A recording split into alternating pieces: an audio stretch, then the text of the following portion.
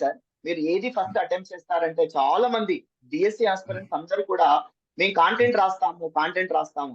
Of course మన PGT exam లో sir, మన పీజీటీ ఎగ్జామ్ లో 100 క్వశ్చన్స్ గాను ఎవరు కూడా 62 క్వశ్చన్స్ కంటే ఎక్కువ అటెంప్ట్ చేయలేకపోయారు. ఈవెన్ దో టాప్ ర్యాంకర్ వచ్చినటువంటి క్యాండిడేట్ కూడా 64 క్వశ్చన్స్ కంటే ఎక్కువ చేయలేకపోయారు. ఎందుకంటే ఎక్కడో ఒక దగ్గర మీరు అన్నట్టు ఇంతకు ముందు దగ్గరికి వస్తుంది, ఆన్సర్ వస్తుంది, మళ్ళీ సెకండ్ టైం చదివారు, మళ్ళీ థర్డ్ టైం చదివారు. అలా అక్కడే టైం అంతా వేస్ట్ అయిపోతుంది. Highest score 62 sir, 62 sir, 100 marks 62 వచ్చినాయి.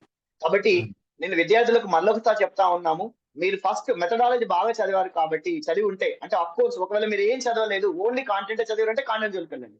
మీరు అన్ని చదివినప్పుడు ఫస్ట్ మెథడాలజీ వెళ్ళండి. ఈజీగా 16 ఉంటాయి, 32 క్వశ్చన్స్ ఉంటాయి.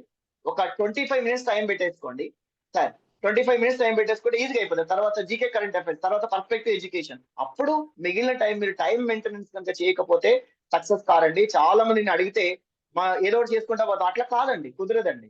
అలా అయితే మీరు వేస్ట్ అయిపోతే చాలా చక్కగా సార్ వివరించడం జరిగింది. ఆ టైం మెయింటెనెన్స్ పెట్టేసుకోండి. తర్వాత ఇకపోతే మీరు హడావుడి చేసుకోవద్దండి అక్కడ ఎగ్జామ్ హాల్లో. హడావుడి టెన్షన్ పడితే